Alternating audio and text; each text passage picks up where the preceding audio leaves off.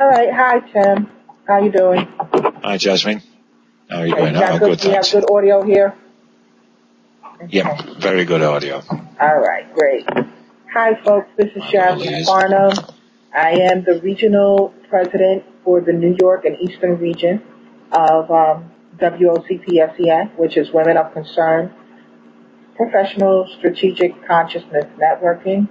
And on this UFU conference call with me is Tim Holmes.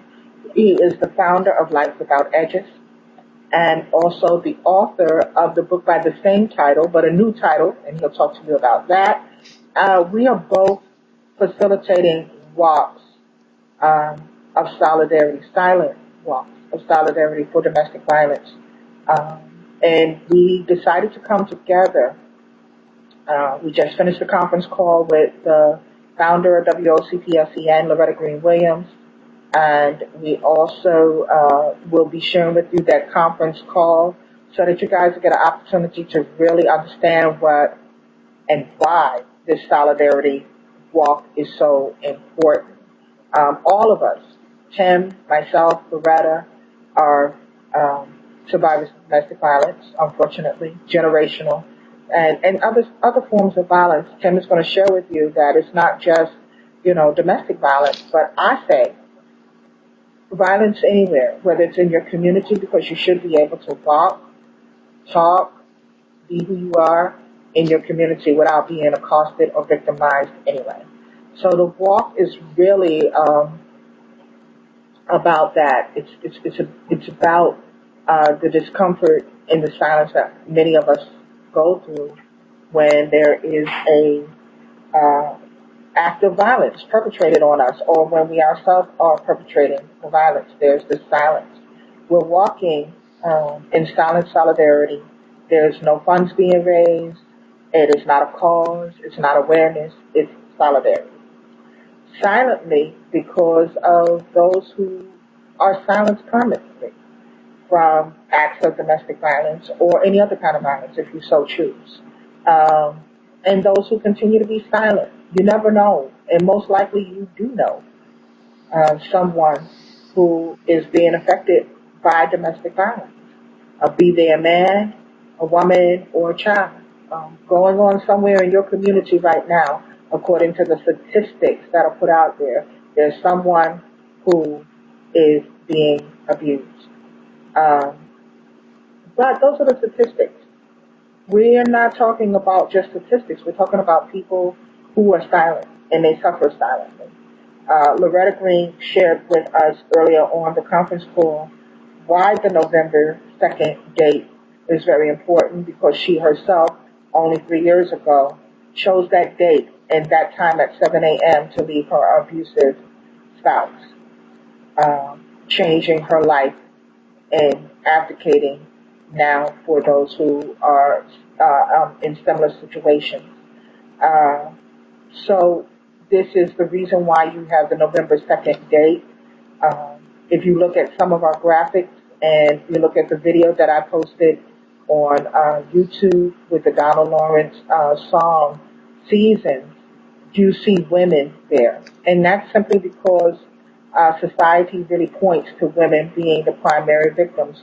But we know that that's not the case, that there are women as and men and children, every walk, every age group is being affected, every gender, every sexual orientation is being affected by abuse and violence. I facilitate a group on LinkedIn, Relationship Matters, Stop Domestic Abuse and Relationship Violence. And it's a vast group of nearly 700 people from different walks of life, different economic statuses, educational statuses from all over the world. Some of them are victims, some of them have been abusers. And I say that to say this: there's no parameters for abuse. There's no parameters for violence. It can strike and does strike many people anywhere, anytime.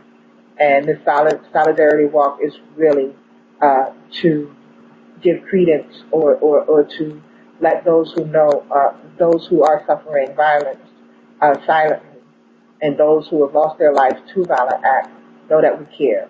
So again, it's not about raising money. You are aware of the violence. You see it on television. You read about it in the news. So it's not about that. We want you to walk with us and join us and understand why we're silently walking in solidarity for those who cannot talk or speak of it for themselves.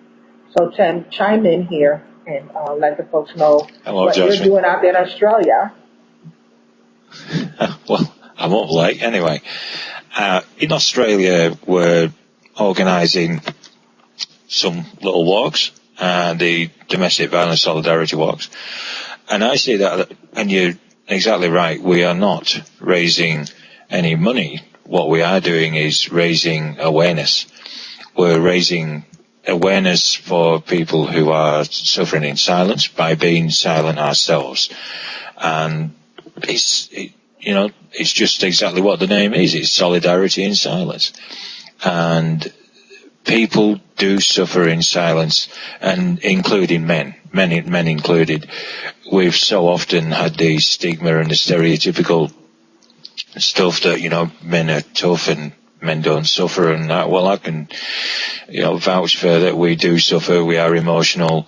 I was at a time where I was very vulnerable and I had my power taken away from me. Power as in just, my humanness basically was ripped away from me by a very violent act. And I suffered in silence for that. I became silent and didn't talk for many, many years because I felt I couldn't.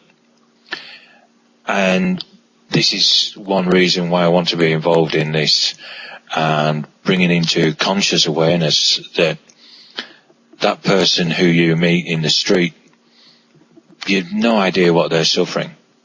No idea what could be going on for them in their life.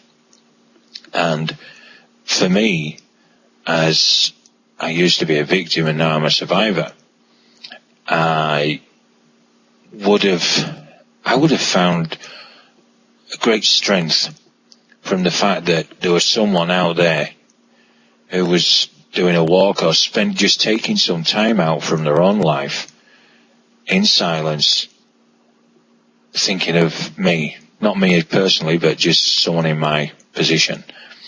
And I think that that's empowering. I think that's very empowering.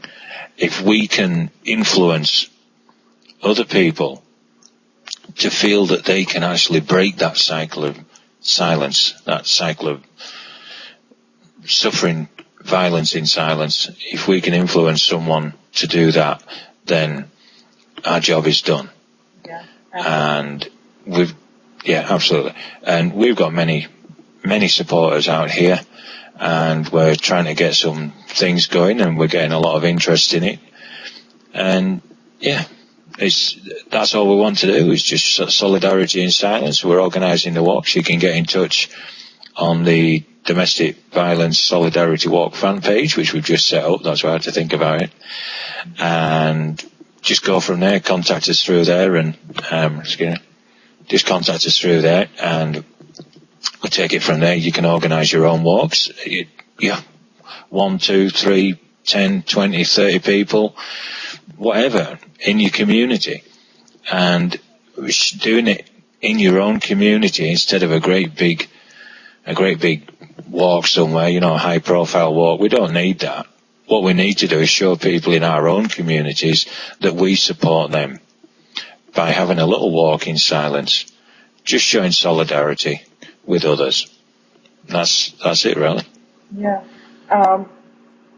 You hit the nail on the head with it being small and not causing or calling a lot of fanfare, if you will, to the solidarity. I myself here in Brooklyn, New York, am calling on just a few friends and associates to join me for a short walk. The location, we still haven't really decided. We may walk across a bridge, as a symbolism to bridging the gap between the domestic violence and non-tolerance for domestic violence, or maybe around the block, or it might be at a local boys and girls high school that's not far from my residence. We can walk around that track from the hours of 7 It's 9:30, quiet, in silence, reflecting. Um, the acts of violence start and begin and stop with us. When we choose to treat each other better, talk to one another better, love one another, even as you love yourself, then it'll extend into your family. Then it'll extend into your community. When we feel better about who we are and where we're going, we can better feel better about treating others good with kindness and compassion. Um, Having been a victim and having been a victimizer, because I think there are some times when I've been violent, boorish. Um, what we have to make the conscious choice. What I'm saying is we have to make the conscious choice to not be that. Words hurt, and definitely when you lay your hands or your feet on someone or take up a weapon and harm that person, we know those things hurt. But there are other things that we do that people don't particularly look at as being violent, such as calling others out your name. And I'm guilty of that even today. We have to be conscious of what we say. We have to be conscious of how we act towards one another, in relating to each other. What you wouldn't want someone to say to you, you shouldn't say to someone else. If you're angry, Exactly you should right. think before you respond. And sometimes that's hard because people are pushing buttons. And again, you cannot be responsible for anyone other than yourself. So try to diffuse a situation by not responding at that moment, or respond better. There are other forms of... I think, Jasmin. Mm-hmm. Go ahead, Tim. I think, Jasmin, what we need to learn is it is a choice. You're exactly right there. And what we need to learn is to become a responder and not a reactor. And there's a huge difference between how you react to something and how you respond to something. And that's exactly what you were saying there. We need to make that choice and learn how to respond. Because when you react to something in the heat of the moment, you can make it 100 times worse because the other person then reacts as well. And it just escalates. We can try and diffuse that. And that's through knowledge, through experience, through us being more self-aware and being more consciously aware of how we come across. That's, we can all come across wrongly sometimes, for want of a better word. So yeah, we need to learn how to do that, how to step back, think about something, and then respond, not react. Exactly. One of the examples is, I've known Tim virtually, and we have these Skype and Uber conversations periodically. But I've known Tim for a little over a year. I interviewed him. He is a member of the Relationship Matters Stop Domestic Abuse and Relationship Violence group on LinkedIn, and he's the author of his semi-biography on his triumph from his brutal assault. So we interviewed Tim. I need to explain something there. Go ahead. Well, the book was called A Life Without Edges. And I've had to really step back and think that actually that doesn't really tell people a lot. Yes, that describes what my life was like, a life without edges, because I didn't know who I was, where I was going, what I was, or anything like that. I was in a fantasy world, and I've learned later on, many years later on, that I was actually suffering from post-traumatic stress, which I didn't know. I was just going through it. I was very good at it as well. But what I've done now is just retitled the book. The content is just the same. It's the story. It's my story. And that's exactly right. But I've retitled it, How I Recovered from Abuse and Rape, My Story of Recovery, because that's what I want to get across. And again, if we're giving a message to people by how we react, we're not giving them the real message. And the book titles is the same thing. Now my book has been retitled, and that conveys the message that I want to get across, that I recovered, this is my story from recovery, and survival is certainly possible. Because I broke my silence. And again, getting back to the walk, this is about breaking the silence, breaking that cycle of violence and silence. Right. We were onto something in terms of reacting versus responding, and I wanted to share the example with us, our relationship, and being able to reach across continents from America to Australia, and reach out and ask him would he organize a walk there, and he responded. He didn't react. He responded with a yes. His actions then lined up with his response to formulate a plan and a strategy to get others involved with the walk, and thus far he's done that. I responded to Loretta idea that I want to do this walk, and why I want to do this walk on November 2nd is because it's the day I got free. And knowing that the walk is symbolic of the steps, just taking one step at a time. Think about it. You can't take 2 steps because you fall. You need to take one step at a time. So if you're in a domestic violence situation, there are people taking steps in solidarity for you and for others who can't speak because they're permanently silenced, to show that we know and we care. Not only are we aware of your situation, we are now responding with our silence. That silence is not really about staying silent or keeping silent. The silence more is reflection on those who can't. It is in memory of those who can't. I lost a brother many years ago to domestic violence. He was abusive, and his wife in turn took his life. Loretta's daughter in 2001 was murdered by an abusive boyfriend. Tim, he suffered a very brutal rape, and it sent him, when he talks about the book formerly being entitled, which I think it was even adequate then and appropriate, Life Without Edges, because it took him to a life without edge. And he can explain to you better himself why his life was without edges. We have to come to a point where we just can't tolerate the violence. Why are we so angry? Why are we so prone to do and say things to hurt the ones that we say we love? Why is that? And it's not just the black eyes, the broken arms and legs, or the busted mouth, or the broken head. It's not just that.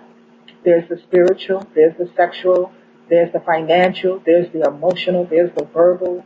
All of these are abuses. And like I said earlier, it's really going to come down to you yourself making a choice that that's not tolerated. That's not to be tolerated. I'm not going to take that. I deserve better. There are some that acts are so violent you have to remove yourself. It's not just going to be a simple, I'm not going to take it because that person hasn't changed. You're going to have to physically get up and go because the patterns are there for them to continue the cycle. I lived through that, and I had to make a choice for myself. And at that point, I was pregnant with my son, to leave and not go back, not to look back, and not to make it a habit to do it. And I tell you, as a person who was in domestic violence situations, the self-esteem is off. Your whole psyche, your whole being is off, and it takes years, and it still takes, because Tim talks to you about post-traumatic stress. I still have triggers. I still have moments where I got to check my own self. So there are people who suffer that way. So the walk is also to reflect on that. I'm walking for my brother. I'm walking for my mother. I call, if you follow my stories and if you follow the testimonies that I've given over the years about domestic violence, you know I call myself generational survivor, because I've realized the dysfunctional levels within the family situation, within the community situation, It didn't just stay at the family, it extended into the community. It went into my childhood growing up being bullied, and at some time being a bullier myself. So, just recognizing those behaviors, making a conscientious choice to be transparent and talk about it. Also making a conscientious choice to be an advocate for those who need advocacy and to act, to do something for the domestic violence community where there are victims coming through the system every day. I make it a point that when I have extra clothes, books, whatever, that I take it to a domestic violence uh, establishment and association that I'm affiliated with and share those things there. Let the women know somebody in the community cares. I've been there. I know what it is to have to leave and feel too ashamed to go to your family and tell your family what you're going through. I know what that is personally, to go through a shelter and not be able to disclose where I am, how I am. I know what it is to go through that shelter system and feel totally abused and isolated again. I understand that. Simply enough is not being done. And again, this walk is not about raising funds. It's not even about raising awareness. We want you to be conscious, yes, but we also want you to take steps and actions toward the healing process for others. Help them heal and be more understanding. A lot of times people say, well, why would you stay? Because that person is in love with that person, you know? Or why would you put up with that? You may not understand it unless you go through it yourself, but it's not a situation for you to condemn or to judge because you don't have the answers, and neither do I at this point after 20-something years. No, I don't have the answers. Every day is a step. And this November 2nd, from 7 to 9:30, Walk of Solidarity is 2.5 hours to reflect on a lot of things as you walk. So that's my take on it. Again, I'm walking in Brooklyn. We have the Facebook fan page, Domestic Violence Solidarity Walk. We have the website, which you can go to, is www.wocpsen.com and get more information and suggestions. If you're facilitating a walk or organizing a walk, share with us. This way you can get on the Facebook fan page and become an administrator so you can add people invite people to join the fan page. If you're going to do a walk and you're going to take photos, let people know. They may want to share their story. They can do it collectively in the forum on the Facebook fan page. We want to do it annually, and we want to let you know that not only is Tim organizing walks, he has people in Australia who want to organize walks. We have people in Africa. We have people in Atlanta, Georgia. We have people in Cincinnati, Ohio. I believe there was someone in Cambodia. It's a global walk. And it's a community walk. It could be 2. It could be you. It could be 20. It could be 30. It doesn't matter. What does matter is that you walk at that date, in that time, in solidarity. We're not selling T-shirts. We're not selling pop pies. We're not selling anything. We're not even selling our stories. We're asking for people just to come forward and take those steps of solidarity in silence on that date and time. That's the only stipulation that we have. That date and that time, no matter where in the world or the country you are, 7 a.m. is the designated time that we will collectively begin to take the steps. And we want to do this every year.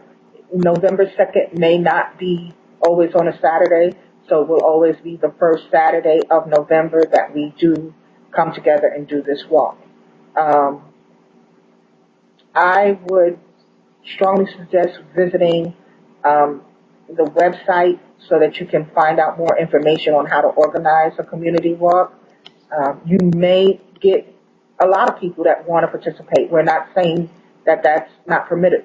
You can do that. You can have upwards of maybe 100 or whatever, but you will have to go and find out from your local governing body if you need a permit to organize a walk that big. We want to keep ours small and simple so it's manageable. And if it grows, fine, it grows. It'll be authentic. But for the most part, we're keeping it small and simple. Tim, can you share with people how you are beginning to organize for your November 2nd, 7 o'clock walk? Well, I've got a couple of very entrepreneurial ladies who are helping and assisting, and they're now getting in touch with some women's refugees. I'm getting in touch with some men's groups and things like that. And we're just going to get just something local in a local park, probably 20, 30 people. But what I'm doing also is I've got little satellites of people here and there who keep popping up because they're in my sphere of influence on Facebook. And I've got a few places now in Australia where people are interested in organising their own walk, because there's nothing complicated about it. It's quite simple, actually, and that's the whole thing. We just keep it simple, even if there's 2 or 3 people. The thing is, it's just to be consciously aware that, you know, you're doing this in silence and thinking of someone else. You don't even have to know them. The person who's suffering at the hands of this of violence would, I hope, be comforted by the fact that there is someone out there doing something, and they don't necessarily know them, but they do know that somewhere up here those thoughts are meeting. Exactly. And that's the important thing, that those thoughts are meeting up, and people hopefully will feel supported. And that's it. Keep it simple. Keep it simple. Do a little walk. Same time, same day. Small walk. Be silent. That's the most important thing. Just be silent, because that's what the message we're getting across is that people are suffering in silence. So if we're silent for them and thinking about them, then hopefully we can influence them to break their silence and break that cycle of suffering, violence in silence. We need to break that. And we need to influence other people to be able to do it. They feel strong, we can empower them. Through us comes their strength and their courage.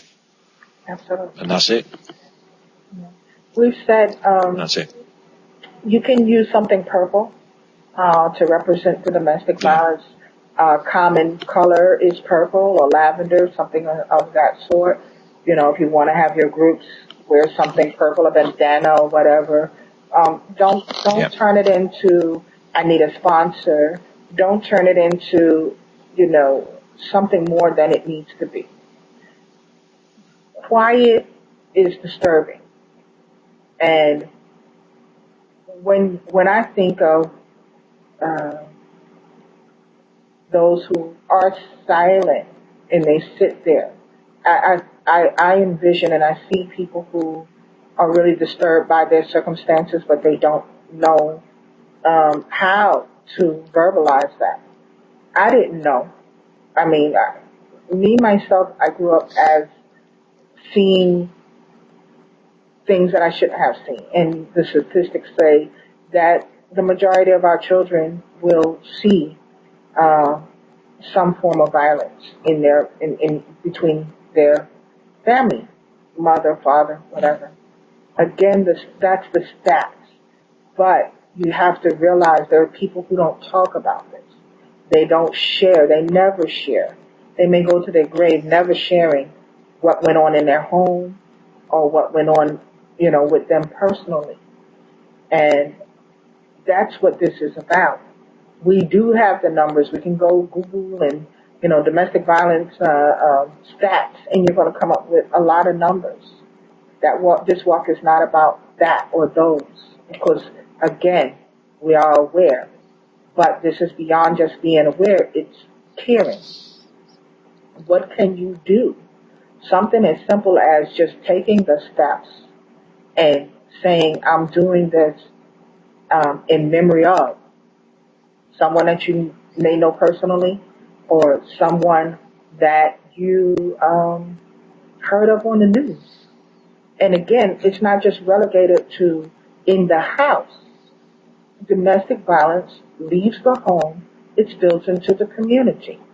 You see it in school. You see it on the job. You know bosses who are bullies. You know students who are bullies. You know teachers who are bullies. You know a neighbor who's too a bit aggressive. So, it goes beyond just being in the household. It stems in the community. The saying goes, those hurt people hurt people. Hurting people hurt people. Yeah, probably, most likely. But again, those are the things that we're aware of. What about those who we aren't aware of? What about that neighbor who you think you hear crying in the night, or you hear a thump, or a couple of thumps, and you don't say anything?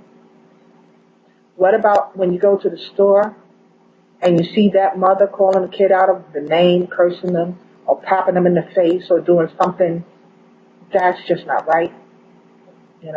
What about when you're out at a restaurant and you see the guy grab the girl, or vice versa, the girl grab the guy, and you don't say anything, and there's the words and the escalating, and you turn a deaf ear, blind eye.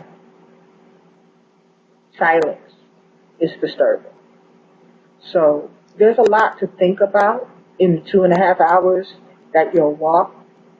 But as you think, try to come up with some viable solutions, something that you can do beyond the walk, to help deter and say enough is enough, to get better laws in place that,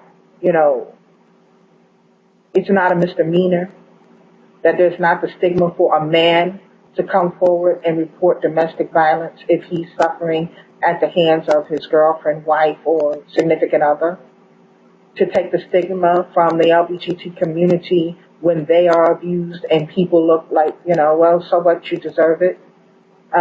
Nobody deserves to be hurt in any form or fashion.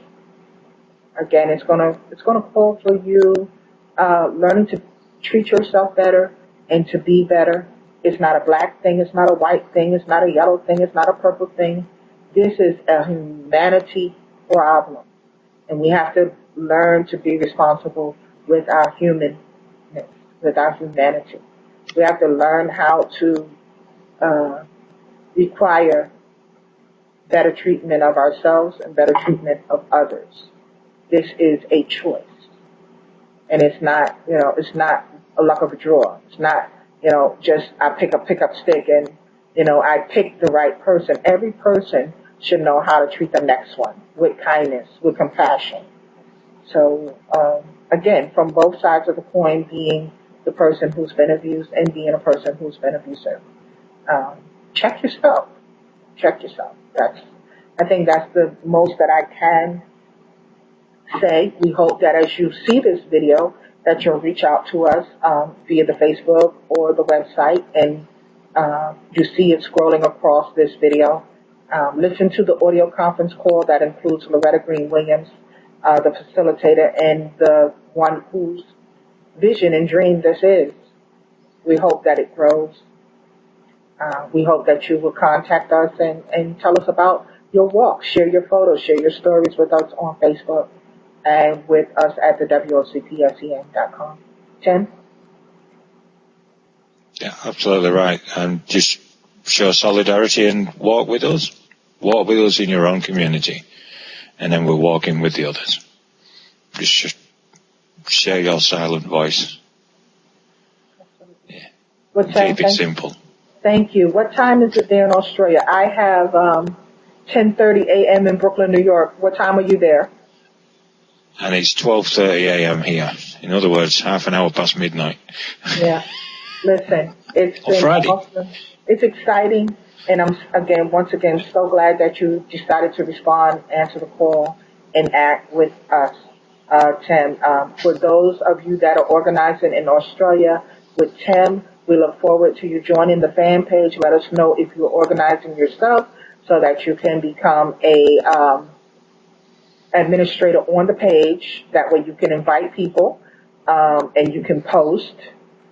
So, and anywhere else that you're thinking after you see this video and you want to organize, again, just just keep it plain and simple. And any way that Tim or myself or Loretta can help you answer any questions or concerns you have, please reach out to us. You can find us and friend us on Facebook. It's the simplest way. Again, thank you. And I guess that's it. Good morning, Tim. And good Thank night, you. Jasmin. Okay.